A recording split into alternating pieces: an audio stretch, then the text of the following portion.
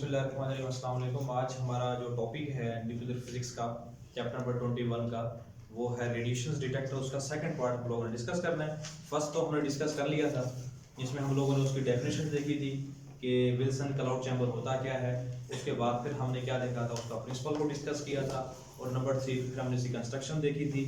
और आज हमने इसके डायग्राम के जरिए क्या डिस्कस करनी है, वर्किंग को डिस्कस करना है। ठीक है, तो आपकी बुक में जो डायग्राम बना के दिखाई हुई है पेज नंबर 234 पर, मैं यहाँ पर उसको थोड़ी सी कंसेप्चुअल डायग्राम बना के दिखाऊंगा, बट उसके साथ साथ हम वर्किंग भी देखेंगे। वर्किंग बड़ी आसान है, तो मुश्किल नहीं है, तो आप अपने वर्डिंग में भी वर्किंग को राइट कर सकते हैं। ठीक है, तो मैंने कंस्ट्रक्शन में आपको ये बातें जो बताई थी, पहले मैंने कहा था कि ये हमारे पास एक चैम्बर होगा।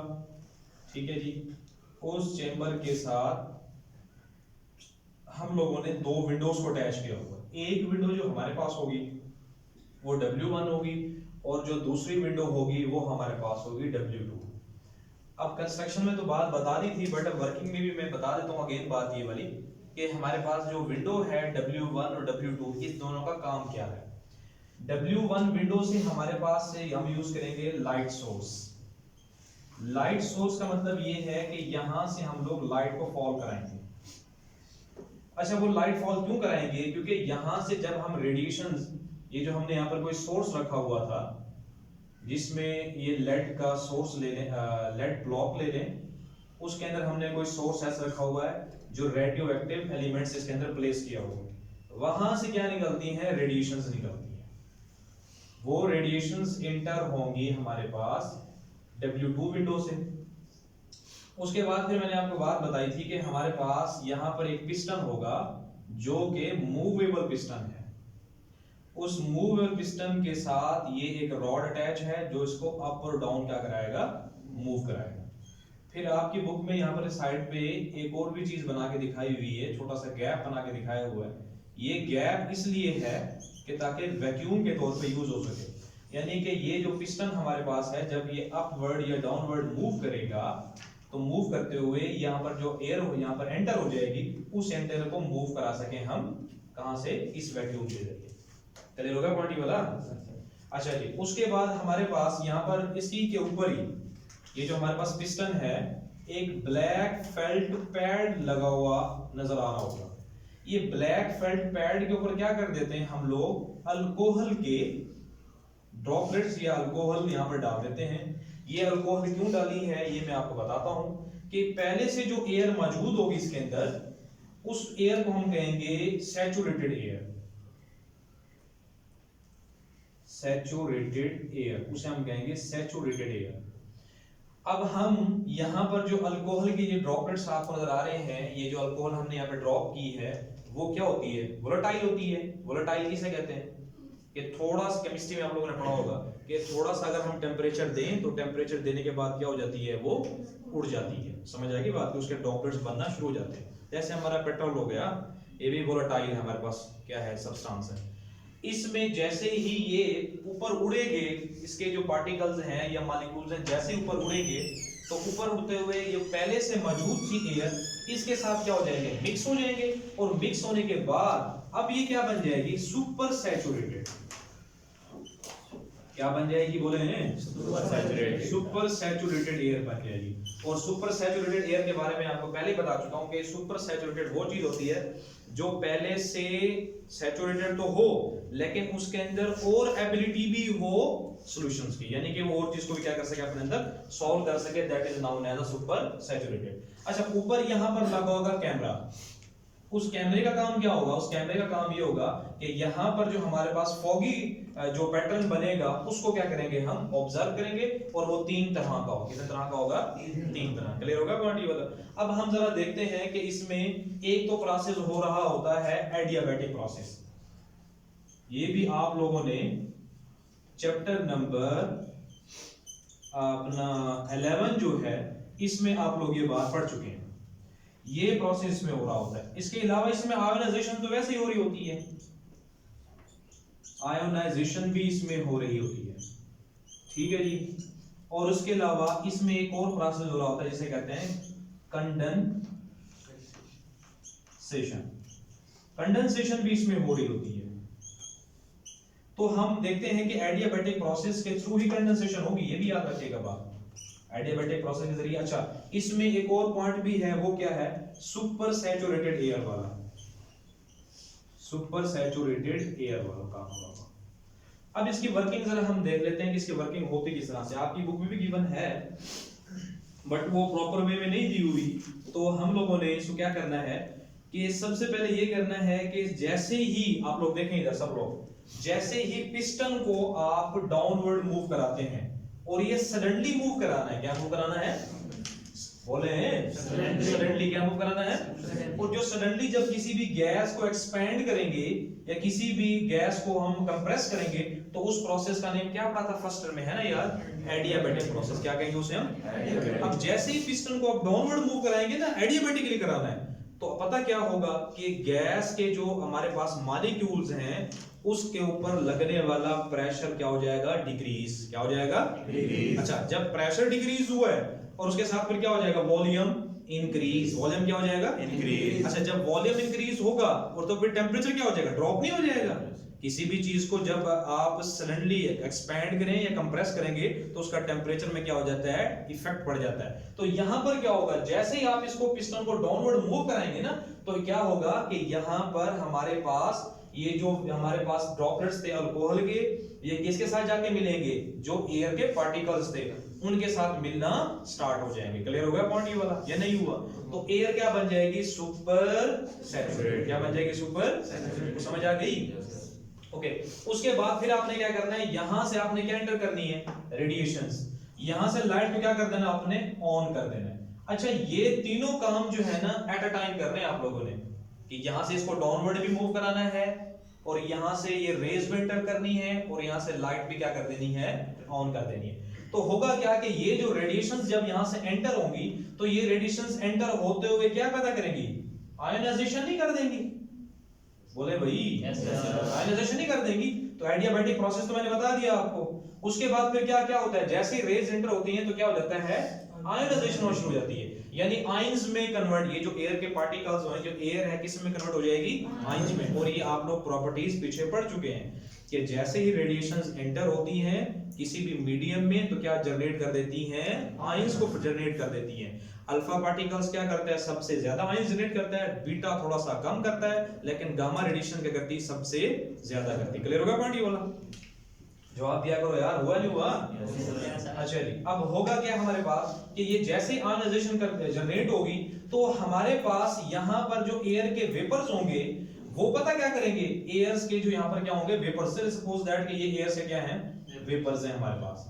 अब ये एयर के वेपर्स और यहां से एयर के जो वेपर्स हैं ये आपस में कंडेंस होना शुरू हो जाएंगे। अच्छा, ये कंडेंस होंगे कहां पर, ये जो आयोनाइजेशन हुई थी ना हमारे पास, बिलफर्ज ये पॉजिटिव चार्ज है, चले मैं अल्फा का नाम ही ले लेता हूं कि मैंने अल्फा रेडिएशन एंटर की, उसने आयोनाइजेशन जनरेट कर दी है, तो ये इनके ऊपर नेगेटिव चार्ज होगा। इनके ऊपर क्या होगा, नेगेटिव पॉजिटिव चार्ज होगा। इनके ऊपर ये जो ड्रॉपलेट्स नजर आ रहे हैं, ये जो आपको वेपर्स नजर आ रहे हैं ना, ये वेपर्स सारे के सारे कहां इकट्ठे हो जाएंगे, इसके इर्द गिर्द इकट्ठे हो जाएंगे, यानी इसके ऊपर कंडेंस होना शुरू हो जाएंगे। क्या होना शुरू हो जाएंगे इसके ऊपर? अब कंडेंसेशन की मैं अगर आपको जनरल लाइफ की एग्जांपल दूंगा, जैसे गर्मियों में अगर बोतल जो है ठंडे पानी के अगर टेबल पे रखते हैं तो उसके इर्द गिर्द क्या होते हैं, वाटर ड्रॉपलेट्स नहीं इकट्ठे हो जाते हैं। वो वाटर ड्रॉपलेट्स पता कहां से आते हैं, जो सराउंडिंग में सारे होते हैं ना, वो सारे के सारे उस बोतल के इर्द गिर्द क्या हो जाते हैं, जमा हो जाते हैं। इस प्रोसेस का नेम क्या होता है, कंडेंसेशन। तो यही काम यहां पर होगा कि जो हमारे पास जो अब सुपर सैचुरेटेड एयर के जो पार्टिकल्स थे,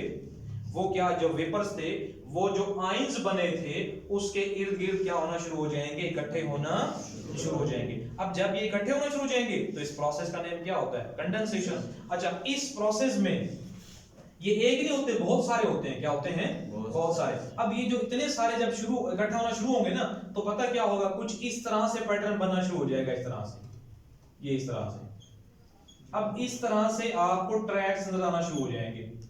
अब ये जो इकट्ठे हुए, कंडेंसेशन हुई है, इस कंडेंसेशन की वजह से पूरे चैम्बर में एक फॉगी क्लाउड बन जाएगा। क्या बन जाएगा, फॉगी क्लाउड। तो अब जरा आपको बात समझ आई है नहीं आई? तो इसका नेम हमने विल्सन क्लाउड चैम्बर क्यों रखा? उस बंदे का नाम नहीं था क्लाउड, क्योंकि यहाँ पर फॉगी क्लाउड जनरेट हो जाता है। क्लियर हो गया पॉइंट? तो इसी वजह से यहाँ पर आपको इस तरह के ट्रैक्स बना हुए नजर आना शुरू हो जाएंगे। अब ये जो ट्रैक्स होंगे तीन तरह के, ये याद रखिएगा, कि 3 डिफरेंट ट्रैक्स होंगे। अब जो वो 3 डिफरेंट ट्रैक्स होंगे उनको हमने डिस्कस करना है। अब उसको ऑब्जर्व करने के लिए ऊपर क्या लगाया हुआ हमने यहाँ पे बोले, कैमरा लगाया हुआ, ठीक है। यहां से हमने लाइट नहीं फॉल करानी, वो लाइट यहाँ वाली रेडिएशंस के ऊपर फॉल करेगी, उन रेडिएशंस को हम सेंस आउट कर सकेंगे। हमारे लिए क्या हो जाएगी, सेंसेशन वाला प्रोसेस कौन सा काम कौन चीज दे रही होगी यहाँ पर, कैमरा दे रहा। कैमरे के जरिए हमने स्नैप्स लेनी है और वो 3 तरह के फिर हमारे पास ट्रैक्स बनते हैं, जो मैंने आपको यहाँ पर बात बताई है। जो पहले ट्रैक्स होंगे वो अल्फा पार्टिकल्स के होंगे, अल्फा रेडिएशंस के। अब वो अल्फा रेडिएशंस के ट्रैक्स किस तरह से होंगे, आपकी बुक में साइड पे डायग्राम बना के दिखाई हुई है, जरा गौर करके देखें। तो ये जो ट्रैक्स बनेंगे ये हमारे पास होंगे कंटीन्यूअस, एक तो होंगे ये कंटीन्यूअस और दूसरे हमारे पास क्या होंगे, ये थिक ट्रैक्स होंगे। ठीक है भाई, क्या होंगे बोले हैं, थिक ट्रैक्स होंगे। अब इसके रीजन क्या है कि ये कंटीन्यूअस क्यों है और थिक ट्रैक्स क्यों है, ये कंटीन्यूअस क्यों और थिक ट्रैक्स क्यों है। एक्चुअली इसकी रीजन ये है कि अल्फा पार्टिकल जो थिक, अच्छा स्ट्रेट पे बनाएंगे, ये भी लिखना है यहाँ पर, ये स्ट्रेट ट्रैक्स बनाएंगे, स्ट्रेट लाइन। अब इसके रीजंस क्या है, एक तो याद रखिएगा कि अल्फा पार्टिकल में पेनिट्रेटिंग पावर सबसे कम है और ये क्या है, बहुत ज्यादा हैवी मैस है। ये क्या करता है, पेनिट्रेट यानी कि न्यूक्लियस तक तो पहुंचता नहीं है, न्यूक्लियस तक पहुंचता नहीं है। और ये सबसे ज्यादा क्या जनरेट करता है, आयोनाइजेशन। क्या पैदा करता है सबसे ज्यादा। इसी वजह से हमारे पास जो क्या ट्रैक्स मिलेंगे, कंटीन्यूअस होंगे, थिक होंगे और क्या होंगे, स्ट्रेट होंगे। क्लियर हो गया पॉइंट, ये वाला, ये बात आप लोगों ने याद रखनी। आपके बुक में साइड पे डायग्राम भी उसने बना के दिखाई हुई है कि क्योंकि इंटेंस आयोनाइजेशन जनरेट करेगा। क्या जनरेट करेगा, ये इंटेंस आयोनाइजेशन। समझते हैं क्या होती है इंटेंस आयोनाइजेशन, कोई ज्यादा इंटेंस आयोनाइजेशन, यानी कि इसकी वजह से जो आयोनाइजेशन की इंटेंसिटी होगी अल्फा की वजह से क्या होगी, सबसे, या यूं दूसरे वर्डिंग में यूं समझ लें कि आयोनाइजेशन ज्यादा जनरेट करेगा कौन वाला, अल्फा पार्टिकल। अच्छा, उसके ट्रैक आपको यहां पर मैं कंसेप्चुअल बना के दिखाता हूं। आपकी बुक में तो कंप्यूटराइज बने हुए, तो ये इस तरह से आपको बने हुए नजर आ रहे होंगे, देखें जरा। तो कंटीन्यूअसली है ना ये हमारे पास। अच्छा, अब हम देखते हैं कि इसके ऊपर बोला बीटा पार्टिकल्स को। तो बीटा पार्टिकल्स जो है वो क्या कहते हैं हमें, बीटा रेडिएशंस। इसके बारे में अगर हम देखें, आपकी बुक में जो डायग्राम्स बना के दिखाई हुई हैं, ये कंटीन्यूअस हैं, तो उसका उलट ये क्या होंगे, डिसकंटीन्यूअस होंगे। हाँ भाई, डिसकंटीन्यूअस होंगे, ठीक है। अच्छा, ये हमारे पास थिक है, तो ये क्या होंगे, फिर थिन होंगे हमारे पास, ठीक है जी। उसके बाद ये स्ट्रेट लाइंस हैं, तो ये क्या होंगे, नॉट स्ट्रेट लाइन होंगे। अच्छा जी, उसके बाद इसकी तो इंटेंस है, तो इसकी ज्यादा इंटेंस नहीं होगी, क्योंकि अल्फा की ज्यादा इंटेंस है, बीटा की इंटेंस नहीं। अब इसकी रीजन क्या है भाई, इसकी रीजन ये है हमारे पास कि अगर इसके डायग्राम में बनाकर दिखाऊं तो वो कुछ इस तरह की बनी नजर आ रही होगी आपको।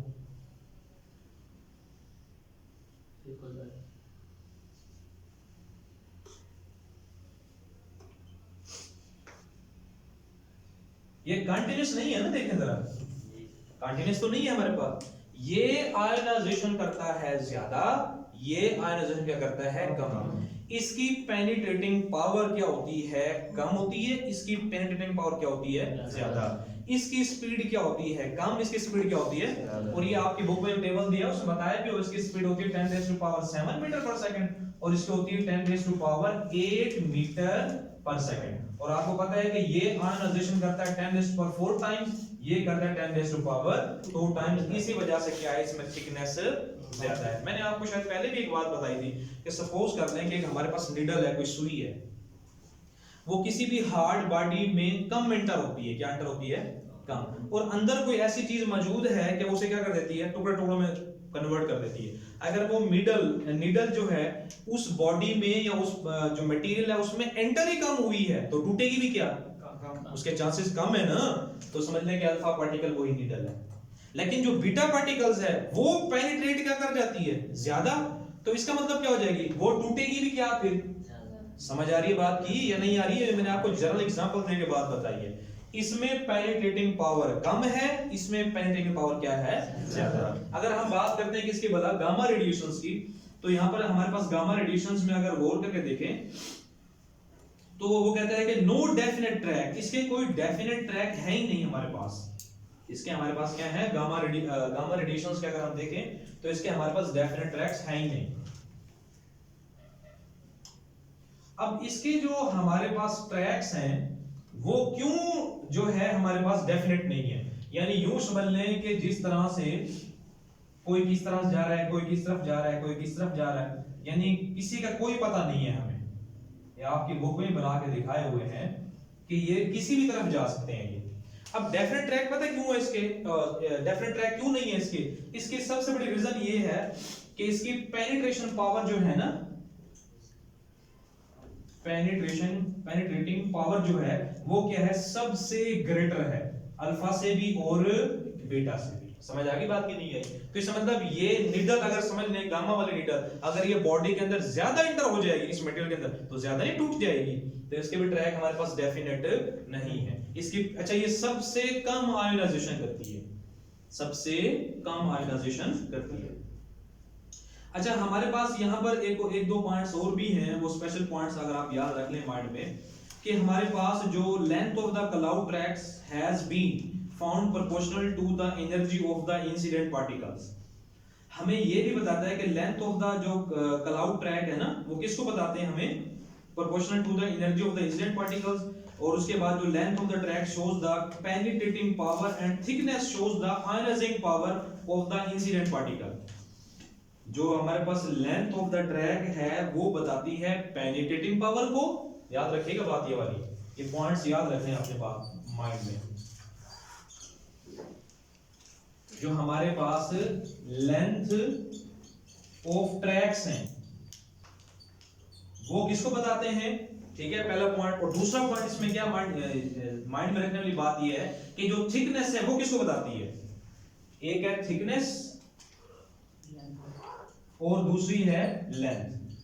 तो जो थिकनेस है, अब जरा गौर करें, इसकी थिकनेस कम है, इसकी सबसे कम है, इसका मतलब इसकी पेनिट्रेटिंग पावर को बता रही होगी, पेनिट्रेटिंग पावर को बता रही होगी।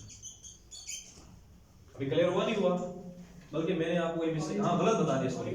थिकनेस बताता है आयोनाइजेशन को, सॉरी ये आना है यहां पर कि जो हमारे पास लेंथ ऑफ द ट्रैक है किसको बताएगा, पेनिट्रेटिंग पावर को, और जो थिकनेस है वो किसको बता रही होगी, आयोनाइजेशन। तो इसकी थिकनेस ज्यादा है ना, इसकी थिकनेस सबसे ज्यादा है, इसका मतलब क्या हो गया कि ये हमारे पास कम आयोनाइजेशन करेगा, ये इससे ज्यादा करेगा, लेकिन ये क्या करेगा, सबसे ज्यादा करेगा। क्लियर हो गया पॉइंट ये वाला? अच्छा जी, उसमें हमारे पास फिर मैंने लास्ट में ना आपको एक और बात बताई थी कि आप जरा गौर करके देखें, आपकी बुक में जो डायग्राम बना के दिखाई हुई है इसमें इसने हाई पोटेंशियल लगाया हुआ नजर आ रहा है, हाई पोटेंशियल। अब इस हाई पोटेंशियल का मतलब क्या है, ये तकरीबन 1 किलो वोल्ट इसने जो पोटेंशियल अप्लाई किया हुआ है, एक इसने किया हुआ है, जरा गौर कर देख लेंगे, सिलेंडर के साथ किया हुआ है जिसके साथ किसने अटैच है, और दूसरा इसने टॉप के साथ, तो टॉप और बॉटम के साथ इसने क्या किया हुआ, अटैच किया हुआ है। यानी कि अगर मैं इसे यहाँ पर बना के दिखाऊं कि ये हमारे पास नेगेटिव टर्मिनल है, और यहाँ पर अगर हम देखें तो ये हमारे पास क्या है, पॉजिटिव टर्मिनल है। तो ये क्यों किया हुआ हम लोगों ने, इसका मतलब क्या है, ये हमने 1 किलो वोल्ट क्यों लगाया हुआ। अब इसके रीजन समझ लें। इसके रीजन ये है कि जैसे मिसाल के तौर पे अगर हम किसी भी मिल्क शेक की शॉप पे जाएं, वहां पर हमने अगर जूस पीना है तो जिस जग में, जो प्लास्टिक का या शीशे का जो जग है, उसमें अगर एक बंदे के लिए वो जूस बना ले तो उसको क्या कर देगा, एक बर्तन में डाल देगा ना, उसके बाद फिर क्या करेगा, उसी को धोकर दूसरे बर्तन के लिए यूज, दूसरी बार जूस के लिए यूज करेगा। समझ आ रही है नहीं आ रही कि इसका मतलब ये हो गया, जग तो वही है, जग तो वही है, बिलफर्ज एक में इसने बनाया है जी मिल्क शेक और दूसरे में इसने कोई और शेक बनाना है। समझ आई बात की नहीं, बनाना शेक बना लिया है, एक में किसी और, उसी जग में किसी और का बनाना है तो दोनों ही शेक ना, लेकिन उसी सेम जग को क्या कर रहा है, वो इस्तेमाल कर रहा है, तो उसे धोकर फिर दोबारा यूज नहीं कर लेगा। तो इसका मतलब धोने वाला प्रोसेस क्या बताता है कि उसे किसी और प्रोसेस के लिए आप तैयार कर रहे हैं। क्लियर हुआ नहीं हुआ? तो यूं ही समझ लें कि ये जो हमने वोल्टेज अप्लाई की है ना, असल में ये धोने वाला प्रोसेस ही है। वो धोने वाला प्रोसेस क्या है? अब यहां पर जो मैंने कहा था कि पॉजिटिव और जो नेगेटिव आयंस बनना शुरू हो रहे होंगे इधर, जो वेपर्स के बने होंगे या हमारे पास कंडेंसेशन के बाद जो बने होंगे, तो वो अब क्या करेंगे, इनमें पॉजिटिव और जो नेगेटिव आयंस होंगे उनको रिमूव कराना है। क्या करना है उनको हमने? तो हम क्या करते हैं कि यहां पर हाईली पॉजिटिव चार्ज अप्लाई करते हैं और यहां पर क्या होता है, हमारे पास हाईली नेगेटिव चार्ज होता है। तो यहां पर जो आयंस मौजूद होंगे, अपने चैप्टर में 12 में ये बात पढ़ी होगी, कैपेसिटर वाले में शायद याद होगी, कि अगर ये पॉजिटिव प्लेट है और ये नेगेटिव प्लेट है और यहां पर मैं पॉजिटिव चार्ज और कोई नेगेटिव चार्ज छोड़ दूं तो कहां मूव करेंगे? इस पॉजिटिव ने कहां मूव करना है और इस नेगेटिव ने कहां मूव करना है? तो ये यहां पर जाकर न्यूट्रल नहीं हो जाएगा, ये वहां पर जाकर क्या हो जाएगा? तो सारी जगह क्या हो जाएगी? क्लियर नहीं हो जाएगी ये वाली। इसका मतलब नेक्स्ट एक्सपेरिमेंट के लिए अब ये क्या हो चुका है? प्रिपेयर हो चुका है। अच्छा, अगर इसके इर्द गिर्द मैं स्ट्रॉन्ग मैग्नेटिक फील्ड लगा दूं, ये भी आपकी बुक में लास्ट पैराग्राफ में बातें जो बता रहा हूं वो गिवन है। अगर मैं इसको क्या रख दूं कि स्ट्रॉन्ग मैग्नेटिक फील्ड में रखूं, तब क्या होगा? स्ट्रॉन्ग मैग्नेटिक फील्ड में जैसे ही रखेंगे और रेडिएशंस एंटर करेंगे तो आपको न्यू पार्टिकल्स के बारे में भी इंफॉर्मेशन मिलेगी। वो न्यू पार्टिकल्स मिसाल के तौर पे अगर मैं स्ट्रॉन्ग मैग्नेटिक फील्ड में से रख दूं, ये बिल्कुल मेरे पास चैम्बर है, इसको मैंने स्ट्रॉन्ग मैग्नेटिक फील्ड में रखा हुआ है, इसको अगर स्ट्रॉन्ग मैग्नेटिक फील्ड में रखेंगे और यहां से आपने रेडिएशंस एंटर की है अल्फा, बीटा या गामा, तो अब क्या होगा कि स्ट्रॉन्ग मैग्नेटिक फील्ड में रखने से ये इधर मुड़ जाएगी, ये इस तरफ टर्न हो जाएगी और ये क्या निकल आएगी सीधी। अब जो पॉजिटिव की तरफ मुड़ी है वो उस पे कौन सा चार्ज होगा? नेगेटिव। और जो नेगेटिव की तरफ मुड़ी उस पे कौन सा चार्ज होगा? पॉजिटिव। और मुझे बात बताइए कि जिस पे कोई चार्ज ही नहीं है तो वो न्यूट्रॉन ना हुआ? फिर क्लियर होगा? पॉइंट नहीं हुआ? तो मैग्नेटिक फील्ड में रखने से हमें न्यू पार्टिकल्स भी क्या हो जाते हैं? मिल जाते हैं। अच्छा, न्यू पार्टिकल्स क्या हम एनर्जी भी मालूम कर सकते हैं, मैस भी मालूम कर सकते हैं, और उसका जो तकरीबन उसका जो बिहेवियर है, डिफ्लेक्शन है, ये सारी चीजें क्या कर सकते हैं हम इसी में डिस्कस कर सकते हैं। यानी यूं समझ लेंगे positron, anti positron, neutron, anti neutron, ये सारे क्या करते हैं हम मैग्नेटिक फील्ड में रखकर इसको क्या कर सकते हैं? डिस्कस कर सकते हैं हम लोग। ठीक है जी। तो ये तो था हमारा आज का रेडिएशन डिटेक्टर का पहला पार्ट कि विल्सन क्लाउड चैम्बर क्या होता है। हमने शुरू में क्या पढ़ा? इसका डेफिनेशन पढ़ी, फिर क्या किया हमने? प्रिंसिपल डिस्कस किया, फिर हमने क्या पढ़ी? इसकी कंस्ट्रक्शन पढ़ी। नंबर 4 पे क्या पढ़ा हम लोगों ने? इसकी वर्किंग पढ़ी। और नंबर 5 में हम लोगों ने क्या किया कि अल्फा, बीटा और गामा रेडिएशंस को डिस्कस किया, उनकी प्रॉपर्टीज को देखा। और नंबर 6 पॉइंट पे हम लोगों ने क्या किया कि अगर हम यहाँ पर 1 kV वोल्टेज जो अप्लाई करते हैं उससे क्या इफेक्ट होता है। और नेक्स्ट पॉइंट पे हम लोगों ने क्या किया कि अगर इसको मैग्नेटिक फील्ड में रख देंगे तो हमें क्या हो जाता है? नए पार्टिकल्स के बारे में डिस्कस हो जाते हैं, नए पार्टिकल्स के बारे में हम ऑब्जर्वेशन कर सकते हैं। तो ये तो था विल्सन क्लाउड चैम्बर। नेक्स्ट जो हम टॉपिक करेंगे इंशाल्लाह ताला नेक्स्ट लेक्चर में, वो हमारा होगा जी कौन से वाला जरा देखें, वो हमारा होगा GM counter, Geiger Euler counter होगा। ठीक है, उसमें भी हम लोगों ने क्या करना है कि इसी तरह डिस्कस करना है पॉइंट्स वाइज को, और आप लोगों ने राइट भी इसको ऐसे एज इट इज करना है, क्योंकि आपकी बुक के अंदर ना ये सही तरीके से बना के नहीं दिया हुआ, पूरे पैराग्राफ के फॉर्म में दिया हुआ। ठीक है जी, क्लियर हो गया सबको? Yes sir. ओके जी, अल्लाह।